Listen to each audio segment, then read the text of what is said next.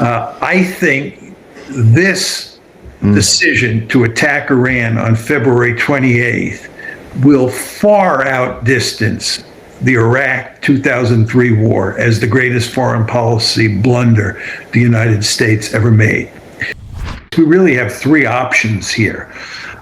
Number one is a military attack. That's just not a viable option, as you were. The second, but the problem is we would be conceding defeat to Iran. Yeah. Option three is just to maintain the status quo. And the problem, Tom, there is that the international economy is increasingly feeling the pain. President Trump, he was talking about wrapping this one up quickly. He's now talking about going slowly because pressure's been brought to bear on him. And he is saying, President Trump is saying explicitly that time is on our side, on America's side. But I believe he's dead wrong. Time is not on our side. Time is on Iran's side. This is a catastrophic defeat for Israel. Yeah. Right. The original Israeli objective, let's just be clear for our audience, was not coexistence with a constrained Iran. It was about a permanent weakening of Iran's nuclear and regional capabilities, correct?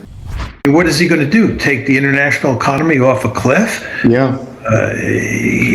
Does he really want to do that? And the answer, of course, is no. And that's why he's scrambling like crazy to try and come up with a solution. But there is no solution. Something happened this weekend that I have been waiting for someone to say clearly on camera for months. And John Mearsheimer just finally said it. The attack on Iran on February 28th will go down as the single greatest foreign policy blunder in American history. Greater than Iraq in 2003, and if that sounds extreme, consider this. The man who just said it is one of the most respected international relations scholars on the planet.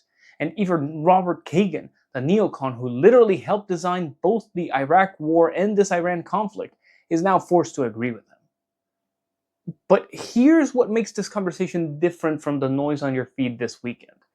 We aren't debating whether the war was right or wrong. We are talking about where we stand right now and why Trump has officially run out of good options. Fox News is out here reporting that a peace deal is 95% complete. Meanwhile, Tehran is stating bluntly that management of the Strait of Hormuz will never go back to the way it was.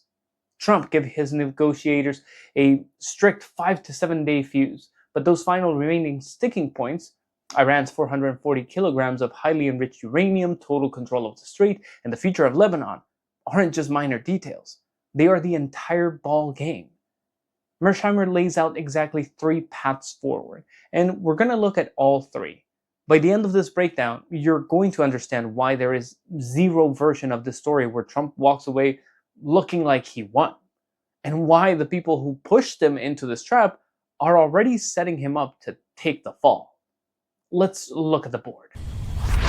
Before any of the noise this weekend, Mearsheimer draws the map, and the map is brutal. We really have 3 options here.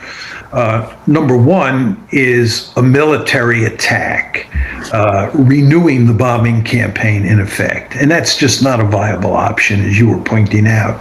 Yep. The second thing that we can do is we can cut a deal along the lines that we were just talking about, where we were 12 hours ago. And that will probably work. But the problem is we would be conceding defeat to Iran. Yeah. Lots of people understand that. That deal that people are talking about 12 hours ago is a deal that says, in effect, Iran won. That's option 2. Yep. Option 3 is just to maintain the status quo, just to continue along the path that we are now moving down.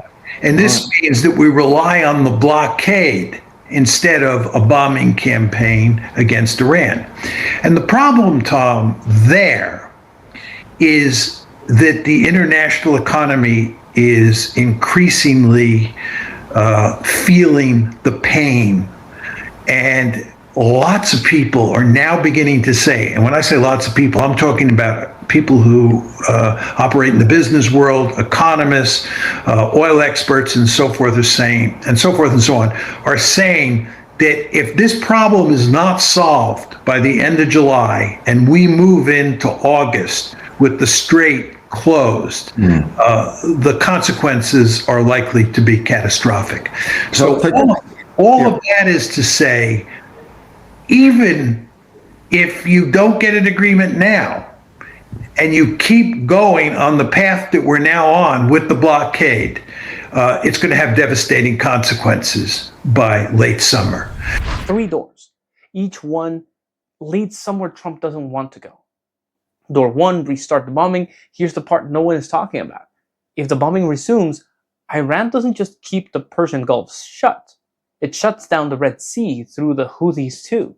CNN reported this week that Iran is also threatening to cut undersea fiber optic cables running through the Persian Gulf, the infrastructure that carries a significant chunk of global financial data and internet traffic.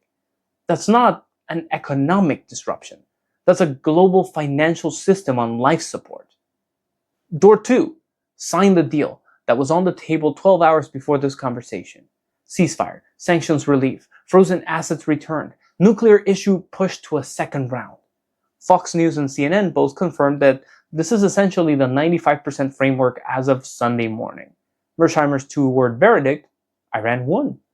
Every objective the US started with on February 28th, regime change, nuclear dismantlement, missile rollback, proxy destruction, 0 for 4. Door 3, maintain the blockade and wait. The clock is ticking louder than anyone in Washington wants to admit. Mearsheimer's deadline, end of July. If the strait is still restricted when August arrives, stagflation hits alongside midterm season. That's when the real cost lands on American households, not in the think tank reports, but in grocery bills and gas pumps. 3 doors, all bad, different timelines, same destination. Now, the 5% that's holding everything up, because the 5% isn't a rounding error.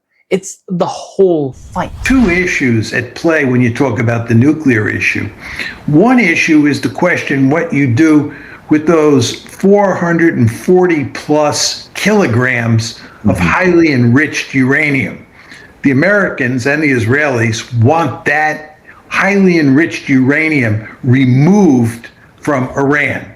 And the Iranians don't want to do that. The Iranians are willing to weaken it so that it's no longer highly enriched, but they don't want it moved out of the country. The second big issue is how much nuclear enrichment capability is Iran allowed to keep in place. The Americans and the Israelis would like to see all that nuclear enrichment capability in Iran wrecked. The Iranians, of course, say they have a right to keep that capability and don't want to see it wrecked. Then the third big issue, and it is a really important issue, is Lebanon, because Iran says they want a ceasefire and then a peace agreement that means no more war in Lebanon forever, which means the Israelis can't go after Hezbollah. And it doesn't take a genius to realize that the Israelis are not going to be happy about that. The 440 kilograms. The IAEA confirmed Iran holds approximately 440 kilograms of uranium enriched to 60% purity. Not weapons grade. You need 90% for that, but at 60%, you're most of the way there. IAEA Chief Rafael Grossi told Al Jazeera in March that amount, if further enriched, could theoretically yield material for more than 10 nuclear warheads. Khamenei has issued a direct order. It does not leave Iran. The US position is no uranium, no deal. But that's not a negotiating posture. That's a wall. The enrichment infrastructure, the JCPOA in 2015 kept the facilities but capped the level. Iran's ask now, same or better. The US-Israel demand, dismantle the entire capability. But for context, no country in history has achieved enrichment capability and then voluntarily dismantled it. 0 presidents. And on Lebanon, Israel's position is that any peace deal must include a permanent ceasefire in Lebanon. Hezbollah cannot be attacked again. Israel's position is exactly the opposite. Netanyahu cannot commit to leaving Hezbollah alone indefinitely. These 2 positions cannot both be true at the same time. The 5% isn't a technical disagreement. It's a fundamental conflict of interest between what Iran considers its minimum acceptable terms and what Israel will allow Trump to agree to. Welcome back to ARM Geopolitics. I'm Aaron Johnson. On this channel, we don't just cover the news. We cut through the noise, dominate the narrative, and give you the analysis mainstream media is too scared to run. Vigilance is our shield, truth is our weapon. Let's get into it. Here's the thing that nobody's explaining clearly. Why the nuclear issue is so hard to move, and what it has to do with a deal the US walked away from 11 years ago. When the reports first started coming out about 12 hours ago as to where this was headed, it looked like the Iranians were going to get their way, that the war was going to end, the shooting was going to end, the strait was going to be opened, the two blockades were going to be brought to a conclusion, to be more specific. Iran was going to get its frozen assets back, and there was also going to be sanctions relief on Iran so that it could sell its oil in global markets. But the nuclear issue and the future of the strait was put off to the second round of negotiations. What's happened now, and this is quite clear when you listen to President Trump speak at the moment, is that the Americans want the nuclear issue to be dealt with in good part now. And this is obviously the result of pressure from hawks in the United States and from Israel, because the Israelis and the hawks want the nuclear issue first. The JCPOA history matters here, because Iran is watching whether history repeats itself. In 2015, Iran shipped 25,000 pounds of enriched uranium to Russia, dismantled 2/3 of its centrifuges, filled its heavy water reactor with concrete. The Obama White House documented all of it. The IAEA certified Iranian compliance repeatedly for years. Then Trump exited the deal in 2018. The US reimposed sanctions. Then Iran gradually rebuilt everything it had dismantled. Now, in 2026, the US is asking Iran to do more than JCPOA ever asked. Dismantle the entire enrichment capability, not just cap it. And trust that this time the US will hold up its end. From where Tehran is sitting, the track record does not justify that trust. And that's not Iranian propaganda. That's the documented sequence of events. But here's where it gets politically explosive. The reason the nuclear issue is being pushed to the front of the deal is not primarily about security. Mearsheimer is direct about this. It's being driven by Israel and the hawks, because the nuclear issue is the one sticking point that can kill the deal entirely. If there's no deal, the war continues. If the war continues, the pressure to escalate builds. And escalation is what Israel's remaining supporters in Washington are pushing for. The nuclear issue isn't a negotiating point. It's a kill switch. And someone's finger is on it.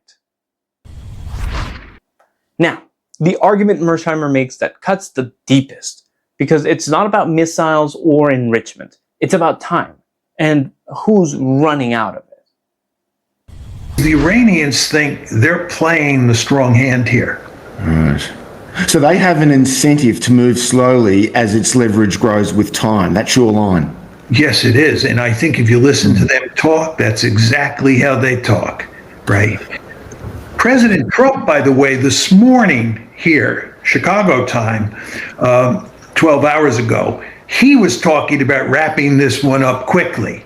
He's now talking about going slowly because pressure's been brought to bear on him. And he is saying, President Trump is saying explicitly that time is on our side, on America's side. But I believe he's dead wrong. Time is not on our side.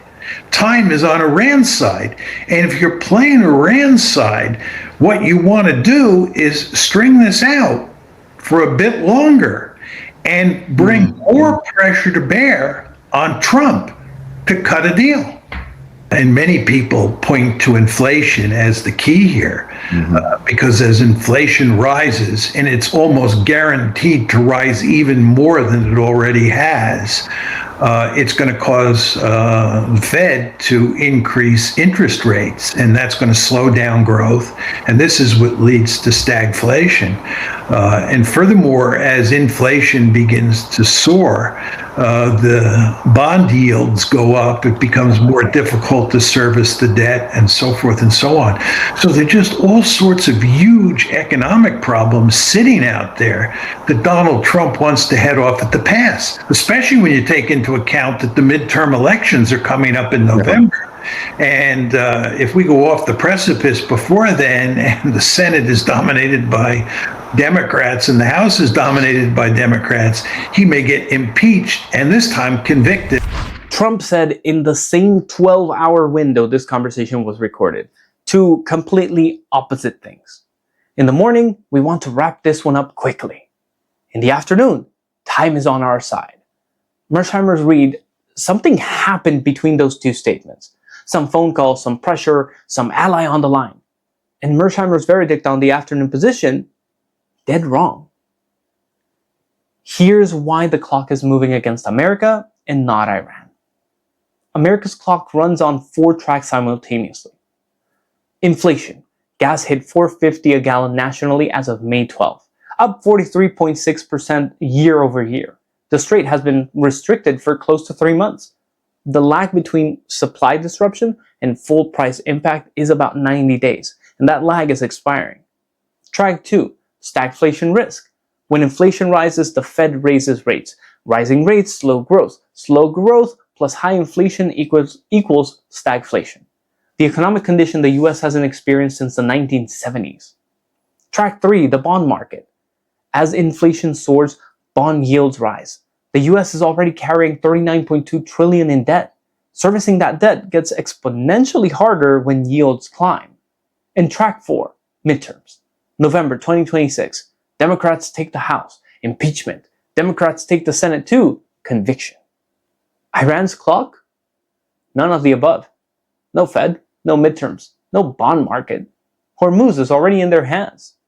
Every day they wait, the pressure on America compounds. Every day America waits, Iran's leverage grows. The asymmetry is the whole ballgame.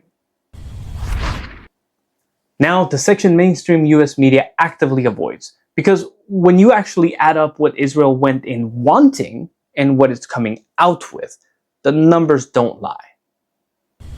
Yeah. Right. The original Israeli objective, let's just be clear for our audience, was not coexistence with a constrained Iran. It was about a permanent weakening of Iran's nuclear and regional capabilities, correct? And ballistic missile capabilities, John? Absolutely. It was similar to what we wanted to do to Russia, break it into pieces, cause a serious revolution that greatly weakened the state. Lost the war against Iran. Iran's not giving, these are the points you made before. Iran's not giving up its missiles, right? Its nuclear enrichment capability is going to remain intact.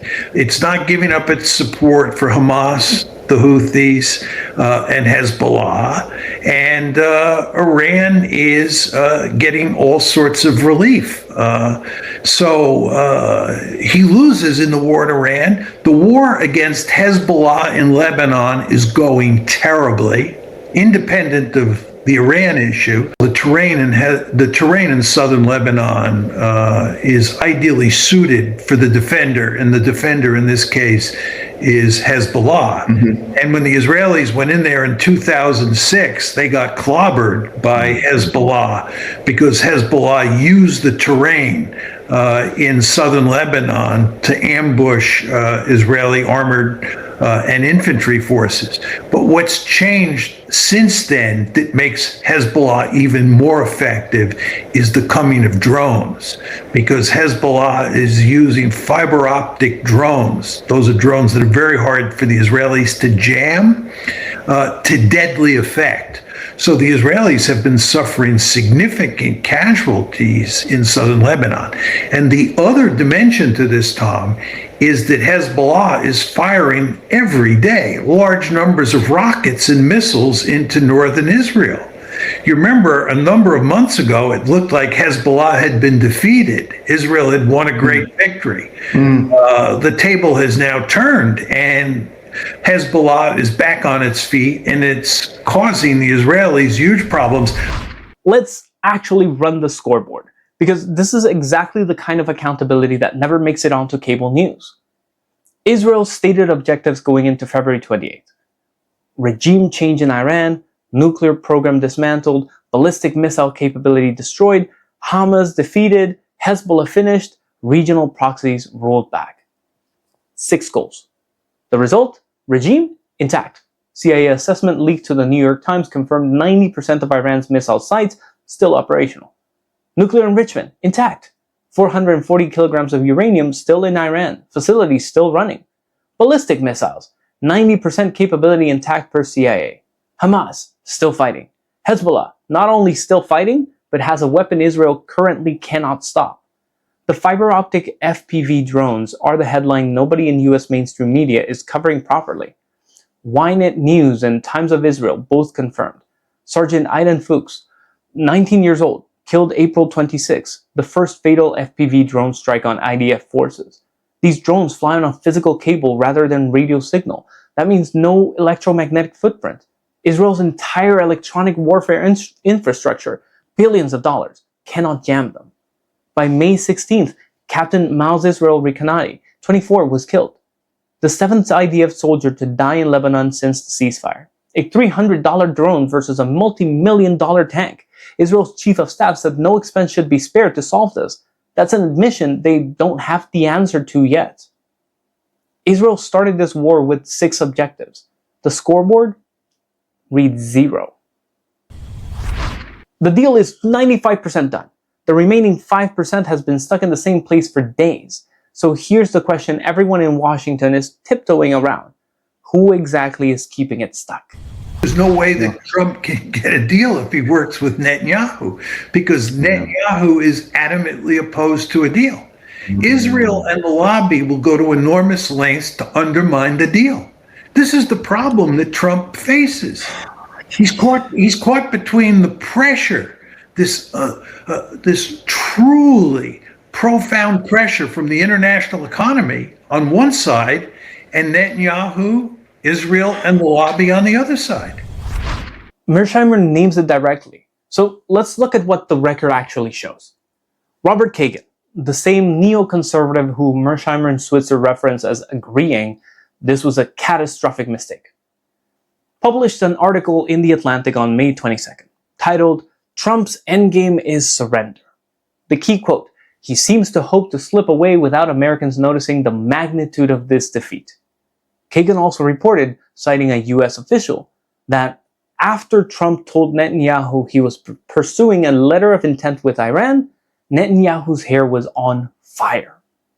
That's a Brookings Institution senior fellow and major neocon figure describing an American ally having a meltdown because the US president is trying to end the war. Haaretz, the most respected Israeli newspaper, reported that Israeli officials fear Trump is sidelining Netanyahu. That's not the same as sidelining Israel. That's Israel's own paper saying there's a wedge between what Netanyahu wants and what Trump is moving toward. The pressure campaign is also publicly documented. Lindsey Graham, Mike Pompeo, both named by Switzer in this conversation, are publicly calling any deal a surrender. Their political power comes from the same donor infrastructure that pushed the war in the first place. So here's the America First framing that cuts to the core of this. The 95% deal would lower gas prices, prevent stagflation, remove the midterm threat, and end the war. The reason it's stuck at 95% is because one foreign government's unachieved military objectives are being treated as a veto on American foreign policy. That is the question Washington won't ask out loud, so Mearsheimer just asked it for them. And now the statement at the top of this video, laid out in full, because the context matters as much as the claim. I think this decision to attack Iran on February 28th will far outdistance the Iraq 2003 war as the greatest foreign policy blunder the United States ever made. The second point I'd make in support of this is you want to remember that Robert Kagan, who is a hard-nosed and very smart neoconservative, who's an arch proponent of the 2003 Iraq War, has said that the decision to attack Iran on February 28th and involve the United States and Israel in this war was a catastrophic mistake. I think his view on how foolish this decision was is completely in line with my view and with your view.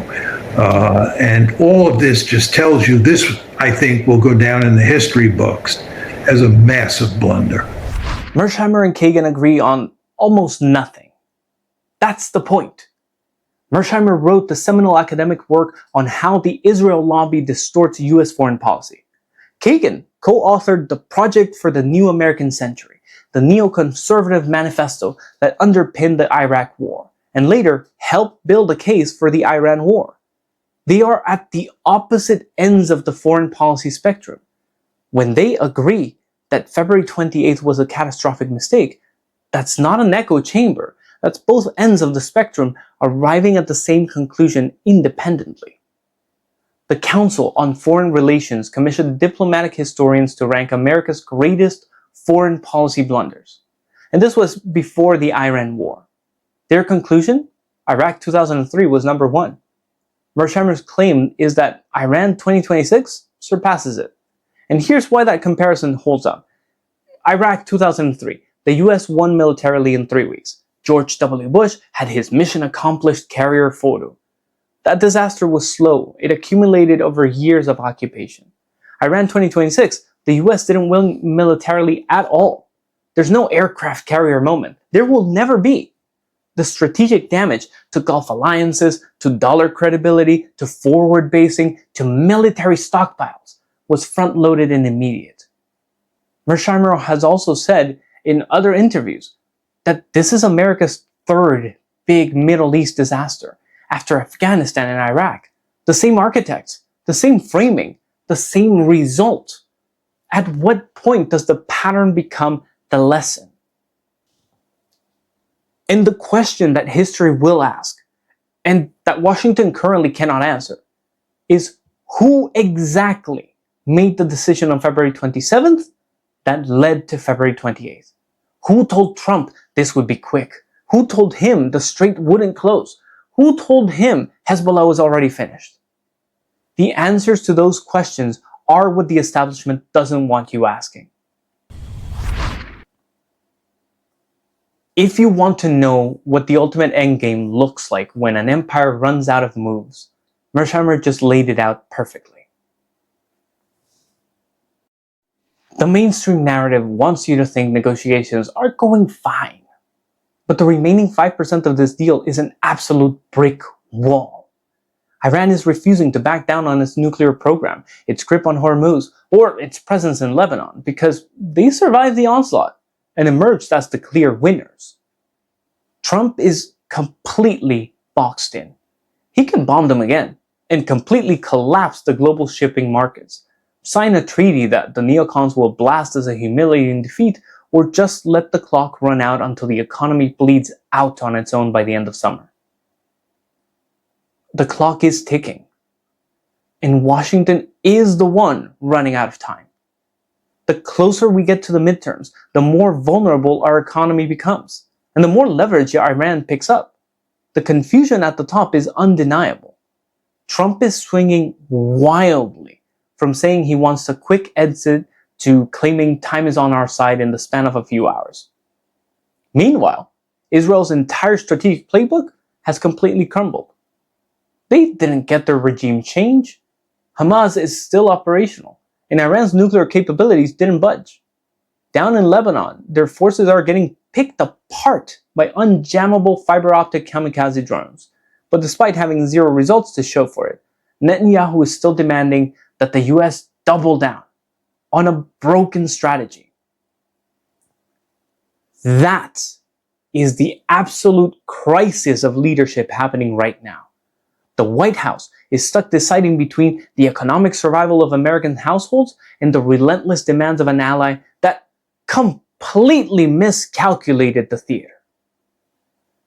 When John Mearsheimer and Robert Kagan, two men who stand on completely opposite sides of the geopolitical spectrum, both look at the decisions made on February 28th and call it the biggest foreign policy disaster in American history, you know that the house of cards is falling apart. We are officially looking at a historical crisis, and it forces us to ask a question that the politicians in Washington are completely ignoring. If Mearsheimer's three options are all dead ends, where do we go from here? What is the fourth option that lowers the cost of living for Americans, stops the bleeding in the global shipping lanes, and finally prioritizes domestic stability over foreign entanglements? Get in the comments. Drop your framework right now. I want to see how you guys are scoring this, because the establishment hasn't offered a single viable solution. Think about how wild it is that the men who designed our foreign policy and the critics who fought against it are now completely aligned on how catastrophic this blunder actually is. Yet if you turn on cable news, it's complete radio silence. They won't ask the hard questions, which means it's entirely up to this community to spread the truth. If you think people need to wake up to what's happening behind the curtain, share this video right. It takes all of you to actually beat the feed algorithm. We appreciate you watching, and I'll see you down in the comments. This is ARM Geopolitics. I'm Aaron Johnson. Stay sharp, stay informed, and never stop questioning. I'll see you in the next one.